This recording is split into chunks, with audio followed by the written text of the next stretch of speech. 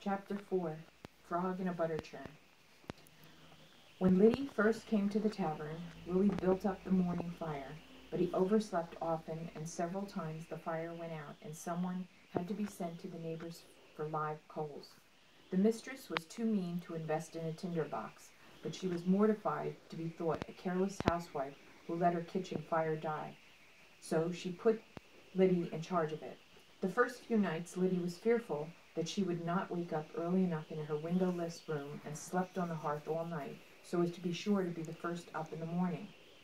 Tryphena came in one morning and found her there, but instead of scolding, took pity. A sort of friendship began that morning. The cook was past her middle years and homely. She had never married, preferring, as she said, not to be a slave to any man. She was large and vigorous, impatient with Willie, who had to be told things more than once. But as the days wore on, won over by Lyddie's hard work and quiet ways. One morning, while Lyddie was churning, just as the cream was breaking into curdles, the cook told Lyddie about the 2 frogs who fell into the pail of milk. "One drowned right off," she said, nodding her head in the direction of the door, which had just slammed shut behind Willie's back. "But the other kicked, and in the morning they found him there, floating on a big pat of butter." Lyddie smiled despite herself. Tryphena continued. "Some folks are natural-born kickers. They can always find a way to turn disaster into butter."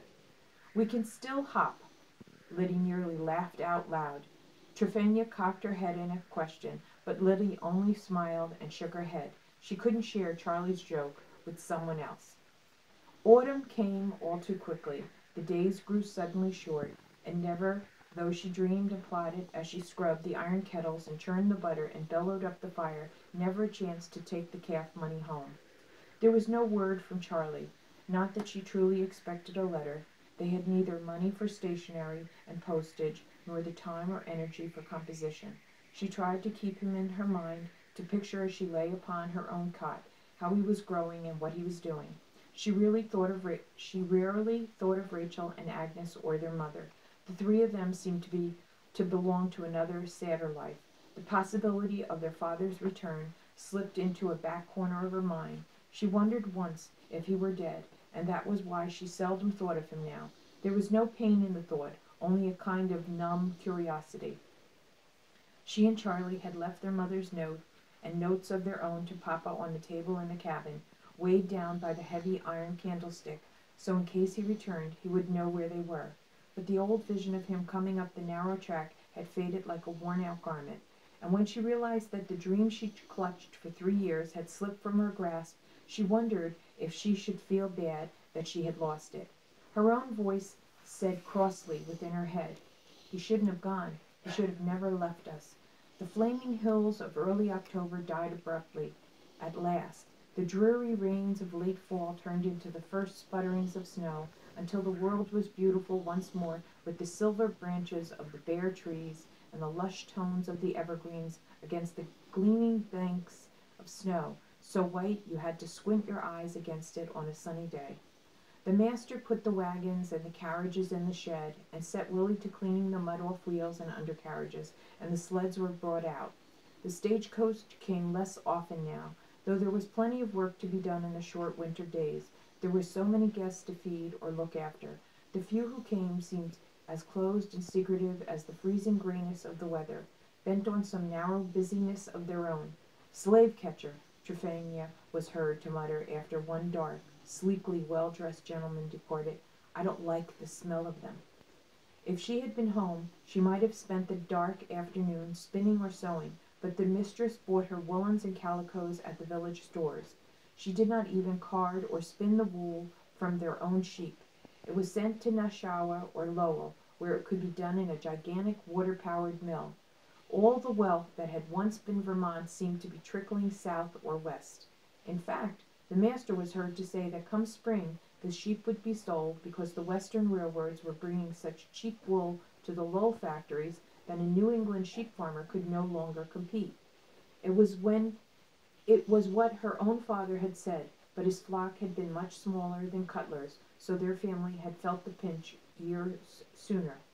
One late morning, as she was peeling and cutting potatoes for the boiled noon meal, she felt a presence behind her shoulder. Then someone tweaked her right braid. She looked about, annoyed, expecting to say a sharp word to the bothersome Willie, when she saw it was Charlie. She stood up, the knife and the potatoes still in her hand. "Oh," she said. "Oh, you surprised me." He was grinning. "I meant to," he said. "You look well." "You're taller," she said. But it was a lie. He looked smaller than she remembered. But he would have been pained to hear that. "How are you, Charlie?" It wasn't a pleasantry she really needed to know. "Still hoppin'," he said with a grin. "Work is slow in winter, so they let me come to see how you were." Now that she was seeing him at last, she hardly knew what to say. "Have you heard anything from Mamma and the babies?" she asked. He shook his head. His hair was longer, but neater somehow. A better barber than she had trimmed it, she realized with a pang. "You're busy," she said. "I don't mean to hinder you." It was a stupid conversation, but both the cook and Willie were in the kitchen, and the mistress would be in and out. How could they say anything that mattered? "Have you been home at all?" she asked, turning back to her work and motioning him to sit on a low stool beside her. "No," he said. "Nor you, eh?" She shook her head. She wanted to tell him about the money, how she wanted to get it safely home, ask him what she should do. But she couldn't, of course, with others about. "I saw Luke a few times," he said. "He's been up once or twice to look at the farm. The house is fine." He lowered his voice. "He had a bit of laugh about the way we blocked the door. He had to climb in the window." She didn't like the idea of Luke or anyone else climbing in the window. It made the cabin seem less secure. A coon or a bear might climb through the window as well, or a tramp. But she didn't comment. "Do they work you hard?" she said softly. He looked so small and thin. "They're fair. The miller works as hard as any of us hands. The food is plenty and good." "Then why aren't you bigger?" she wanted to ask him, but she held her tongue. After he had gone, she thought of 100 things she wished she had said.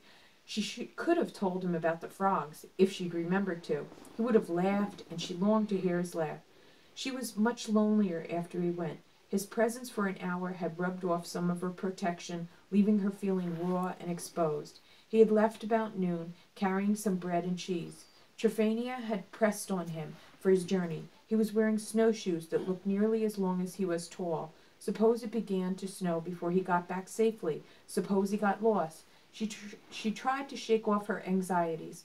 Would someone let her know if something were to happen to him? It would be days, for they would let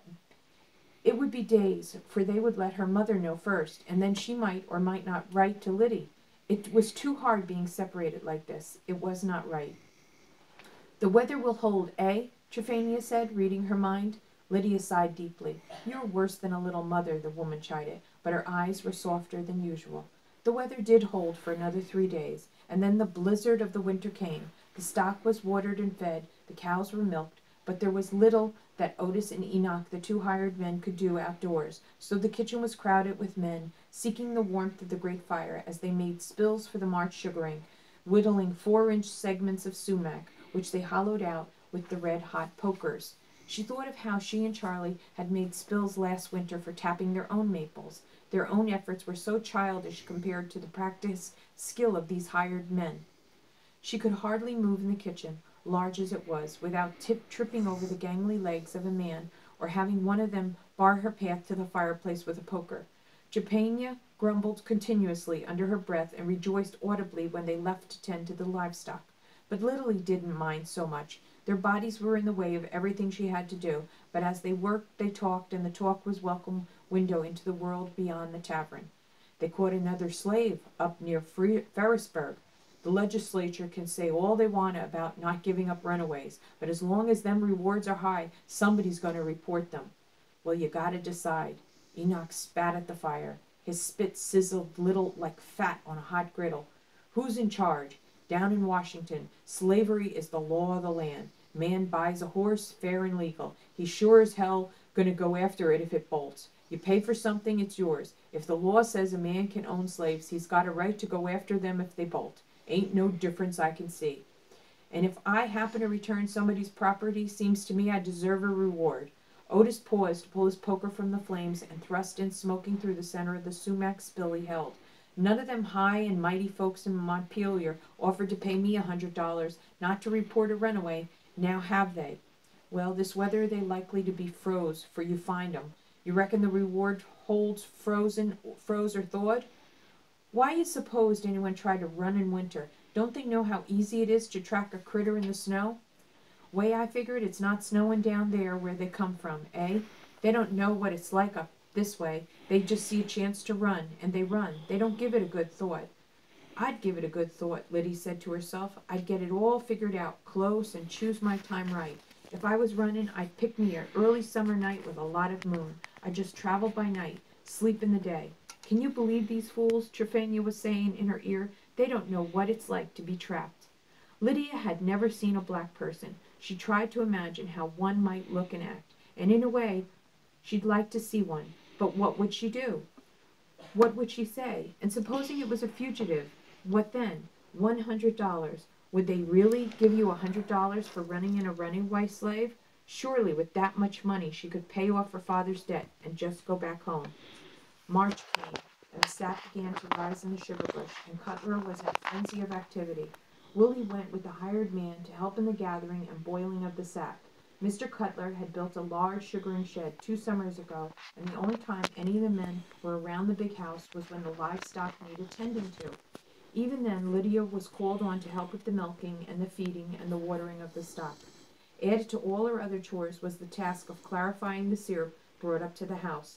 They had never bothered much with clarifying at the farm, as there had hardly been enough syrup or sugar for the family, but their mistress was very particular, and stood over Lydia directing her. It was hot and exhausting work, beating the milk and ash lye with the syrup, and boiling the mixture until the impurities rose to the top in a scum and could be skimmed off. But the mistress, who only watched and commanded, declared the light, clear syrup worth the effort. Some of the clarified syrup was boiled until it turned to sugar, and it was molded into fancy shapes. Lydia's favorite among the lead moles was the head of George Washington, though sometimes the nose stuck and it was ruined. It was because of the molded sugar that Lyddie's dreams of taking that calf money home came true, though she couldn't have known how the dream was going to come out. End of chapter 4.